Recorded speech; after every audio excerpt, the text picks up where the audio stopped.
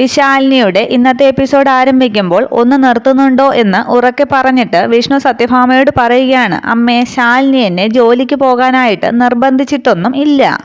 അമ്മയാണ് സത്യം. അമ്മേ, ഞാനൊരു പുരുഷനാണ്. താലി കെട്ടിയ ഭാര്യയെയും അവളുടെ കുടുംബത്തെയും സംരക്ഷിക്കേണ്ട ഒരാളാണ് ഞാൻ.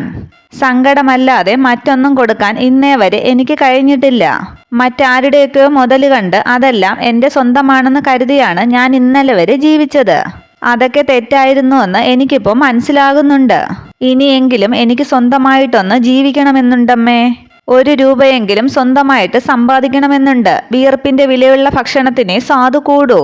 അന്നേരം വിഷ്ണുവിനെ പരിഹസിച്ച് സത്യഭാമ ചോദിക്കുകയാണ്, അപ്പോൾ ഇത്രയൊക്കെ അടക്കി വെച്ചിട്ടുണ്ടായിരുന്നു അല്ലേ എൻ്റെ മോൻ്റെ ഉള്ളിൽ? എന്നിട്ട് സത്യഭാമ ചോദിക്കുകയാണ്, എൻ്റെ മോൻ ആരുടെ അടുത്താണ് ജോലി അന്വേഷിച്ചു പോയത്? അന്നേരം വിഷ്ണു പറയുകയാണ്, മുഹമ്മദ് ഹാജിയുടെ അടുത്ത്. ഒരുപാട് ബിസിനസ്സൊക്കെ ഉള്ള ആളല്ലേ ഹാജിയാര്. അയാൾ വിചാരിച്ചാൽ മാന്യമായിട്ടുള്ള ശമ്പളമുള്ള ജോലിയൊക്കെ എനിക്ക് കിട്ടും. പക്ഷേ അമ്മ എന്തെങ്കിലും കുഴപ്പം ഒപ്പിക്കുമെന്നുള്ള പേടിയാണ് അയാൾക്ക്. അല്ലെങ്കിൽ ഇന്ന് തന്നെ എനിക്ക് ജോലി കിട്ടിയേനെ എന്ന് പറയുകയാണ് ഭാമയോട് വിഷ്ണു. അന്നേരം സത്യഭാമ ഫോൺ എടുത്ത് മുഹമ്മദ് ഹാജിയെ വിളിക്കുകയാണ്. അത് കണ്ടുകൊണ്ട് സുസ്മിത ചിന്തിക്കുകയാണ്, ഇനിയിപ്പോൾ ആൻറ്റി മുഹമ്മദ് ഹാജിയെ ഫോൺ വിളിച്ച് വിഷ്ണുവേട്ടന് ജോലി കൊടുക്കാൻ പറയുകയാണോ എന്തോ. അതേസമയം പ്രീതിയും ചിന്തിക്കുകയാണ്, അമ്മ ഒരിക്കലും അങ്ങനെയൊന്നും ചിന്തിക്കില്ലല്ലോ, ഇതിലെന്തോ കുഴപ്പമുണ്ട്.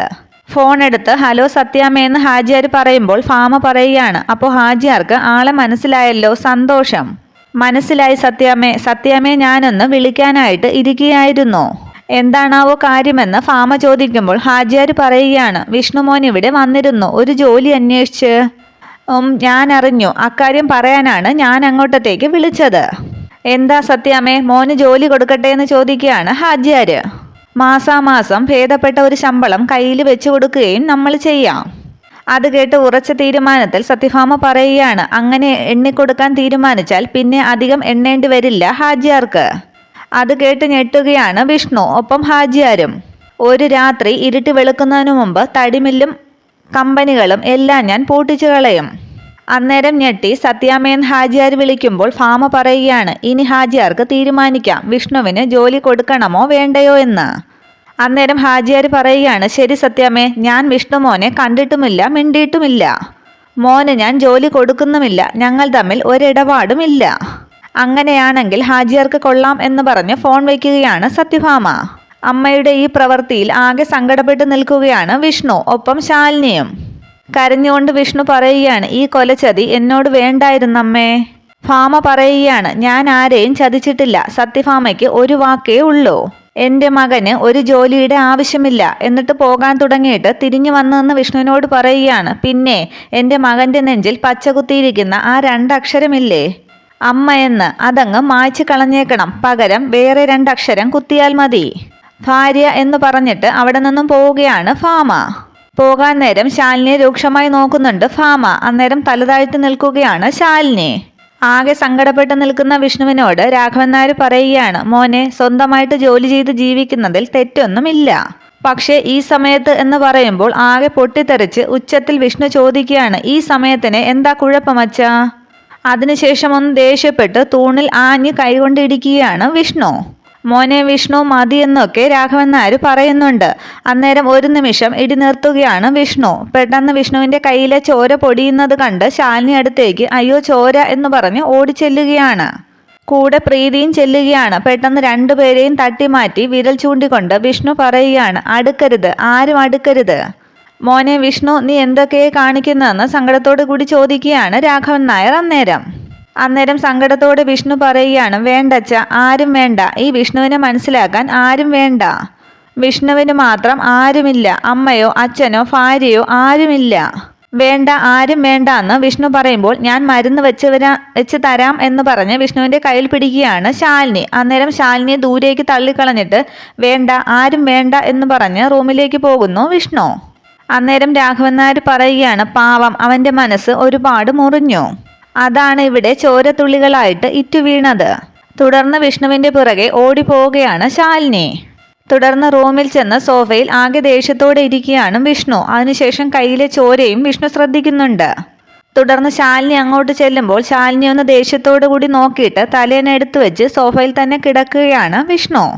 തുടർന്ന് ശാലിനി വിഷ്ണുവിനെ ഒന്ന് നോക്കിയിട്ട് കട്ടിലിലേക്ക് ചെന്നിരിക്കുകയാണ്. പക്ഷെ കട്ടിലിൽ ചെന്നിരുന്നിട്ടും വിഷ്ണുവിൻ്റെ ആ സങ്കടം ശാലിനിക്ക് സഹിക്കാൻ കഴിയുന്നില്ല. പതുക്കെ പതുക്കെ നടന്ന് വിഷ്ണുവിൻ്റെ അടുത്തേക്ക് വരികയാണ് ശാലിനി. വിഷ്ണുവിൻ്റെ മുമ്പിൽ ചെന്ന് നിൽക്കുന്ന ശാലിനിയെ ദേഷ്യത്തോടെ നോക്കി നിൽക്കുകയാണ് വിഷ്ണു. തുടർന്ന് രണ്ടുപേരും മനസ്സിൽ കരുതുകയാണ്, ശാലിനി കരുതുകയാണ്, എനിക്കൊന്ന് സംസാരിക്കണമെന്നായിരുന്നോ? അന്നേരം വിഷ്ണു കരുതുകയാണ്, എന്ത് സംസാരിക്കാൻ? ഞാൻ സംസാരിക്കാൻ വന്നപ്പോഴൊന്നും ഇയാൾക്ക് മനസ്സില്ലായിരുന്നല്ലോ. എൻ്റെ സങ്കടം കാണാൻ മാത്രം, പക്ഷേ കേൾക്കാൻ ആളില്ല. എൻ്റെ അമ്മ പോലും അറിയുന്നില്ല ഈ ചങ്കിലെ പിടപ്പ്. അന്നേരം ശാലിനി കരുതുകയാണ്, ഞാൻ അറിയുന്നുണ്ട് ആ പിടപ്പും വേദനയും ഒക്കെ. എന്തിനാ ഇയാൾക്ക് ഇത്ര ദേഷ്യം? തുടർന്ന് വിഷ്ണുവിൻ്റെ കൈ നോക്കിയിട്ട് ഉറങ്ങട്ടെ, എന്നിട്ട് എന്തെങ്കിലും ചെയ്യാം എന്ന് കരുതുകയാണ് ശാലിനി. അതിനുശേഷം തിരിഞ്ഞു നോക്കി നടന്ന് കട്ടിലേക്ക് ചെന്നിരിക്കുകയാണ് ശാലിനി. തുടർന്ന് ശാലിനി കിടക്കുകയാണ്. എന്നിട്ട് ഇടയ്ക്കിടയ്ക്ക് വിഷ്ണു ഉറങ്ങിയോ എന്ന് നോക്കുന്നുണ്ട്. അങ്ങനെ കുറച്ച് സമയത്തിന് ശേഷം വിഷ്ണു ഉറങ്ങിയെന്ന് തോന്നുന്നു എന്നും പറഞ്ഞ് ശാലിനി എഴുന്നേറ്റ് വിഷ്ണുവിൻ്റെ അടുത്തേക്ക് ചെല്ലുകയാണ്.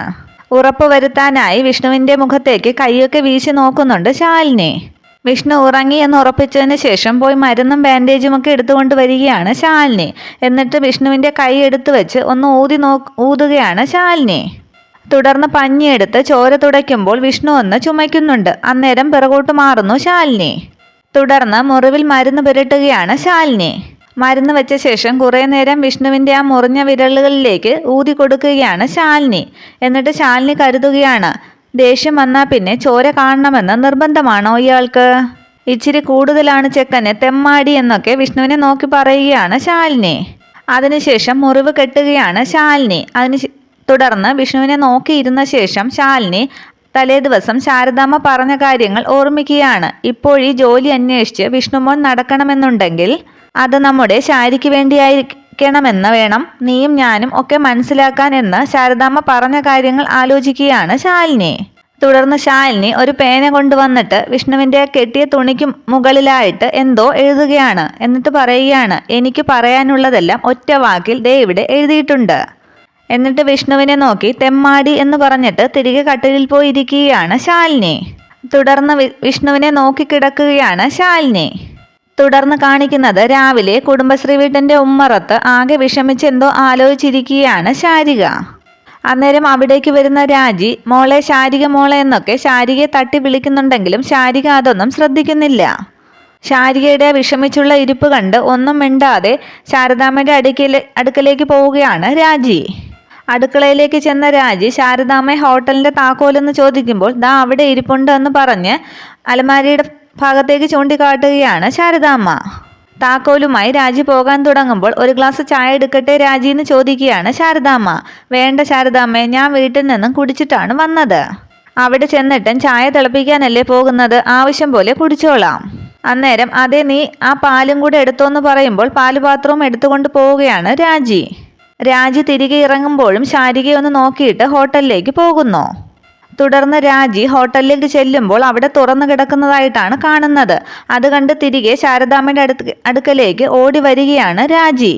അതേസമയം അടുക്കളയിൽ ശ്യാമ രാവിലെ ഉറക്കമെണീറ്റിട്ട് അമ്മയെ ഒരു ചായ എന്ന് പറഞ്ഞ് വരികയാണ്. പോയി പല്ല് തേച്ചിട്ട് വാ പെണ്ണേന്ന് പറയുമ്പോൾ അമ്മയെ ഒരു ചായ എന്ന് പറഞ്ഞ് വീണ്ടും ചിണുങ്ങുകയാണ് ശ്യാമ. നിന്ന് കിണുങ്ങല്ലേ പെണ്ണെ, പോയി പല്ല് തേച്ചിട്ട് വാടിയെന്നും പറഞ്ഞ് ശ്യാമയെ പറഞ്ഞു വിടുകയാണ് ശാരദാമ്മ. അതേസമയം അവിടേക്ക് ഓടി വന്ന രാജി ചോദിക്കുകയാണ്, ശാരദാമ്മേ, ഇന്നലെ രാത്രി ഹോട്ടല് പൂട്ടിയില്ലായിരുന്നോ? പൂട്ടിയില്ലേ എന്ന് അമ്പരപ്പോടെ ശാരദാമ്മ ചോദിക്കുമ്പോൾ ഇല്ല എന്ന് പറയുകയാണ് രാജി. എല്ലാ ദിവസവും ശാരിയാണല്ലോ ഹോട്ടൽ പൂട്ടുന്നതെന്ന് ശാരദാമ്മ പറയുന്നു. പക്ഷേ ഇന്നലെ പൂട്ടിയോന്ന് ചോദിച്ചപ്പോൾ അവളൊന്നും പറഞ്ഞോ ഇല്ല. ഞാൻ വിചാരിച്ചു പൂട്ടിക്കാണുമെന്ന്. പിന്നീട് ചായയൊക്കെ ഒഴിച്ചുകൊണ്ട് ശാരദാമ്മ പറയുകയാണ്, ഇനിയിപ്പോൾ പൂട്ടിയില്ലെങ്കിലും ഒരു കുഴപ്പവുമില്ല. കുറെ പാത്രങ്ങളും സ്റ്റൗവും ഗ്യാസ് കുറ്റിയും 4-5 ബെഞ്ചും ഡെസ്കും മാത്രമല്ലേ ഉള്ളൂ. അത് ആർക്ക് വേണം എന്ന് ശാരദാമ്മ പറയുമ്പോൾ രാജി പറയുകയാണ്, അതല്ല ശാരദാമ്മേ, ഒരു കുഴപ്പമുണ്ട്. കുഴപ്പമോ? എന്താടിയെന്ന് ചോദിക്കുമ്പോൾ ശാരദാമ്മ ഒന്നിങ്ങോട്ട് വന്നേന്നും പറഞ്ഞ് ശാരദാമ്മയെ പിടിച്ചുകൊണ്ട് പുറത്തേക്ക് ഇറങ്ങുകയാണ് രാജി. എന്തുവാ പറയെന്ന് ശാരദാമ്മ പറയുമ്പോൾ പുറത്തേക്ക് കൊണ്ടുവന്നിട്ട് വിഷമിച്ചിരിക്കുന്ന ശാരിയെ ചൂണ്ടിക്കാണിച്ചിട്ട് രാജി പറയുകയാണ്, ദാ നോക്ക്. ശാരികയുടെ ഇരിപ്പ് കണ്ട് വിഷമിച്ച് നിൽക്കുകയാണ് ശാരദാമ്മ. രാജി പറയുകയാണ്, ഇതാണ് ഞാൻ പറഞ്ഞ കുഴപ്പം. ഞാൻ ഇങ്ങോട്ട് വരുമ്പോൾ ശാരി ഇവിടെ ഇരിക്കുന്നത് കണ്ട് 1-2 തവണ ഞാൻ വിളിച്ചു. പക്ഷേ അത് കേട്ടതായിട്ട് പോലും ശാരി ഭാവിക്കുന്നില്ല. കണ്ണൊക്കെ തുറന്ന് ഇരിക്കുന്നേ ഉള്ളൂ. പക്ഷേ ഈ ലോകത്തെങ്ങും ഇല്ലാത്ത ഒരു മട്ട്. സൂക്ഷിക്കണം ശാരദാമ്മയെന്ന് രാജു പറയുമ്പോൾ സങ്കടത്തോടു കൂടി ശാരിയെ നോക്കി നിൽക്കുകയാണ് ശാരദാമ്മ. ഇത്രയുമാണ് നാളത്തെ പുതിയ എപ്പിസോഡ് വിശേഷങ്ങൾ. വീഡിയോ ഇഷ്ടമായ ലൈക്ക് ചെയ്യുക, കമൻറ്റ് ചെയ്യുക. Okay, thank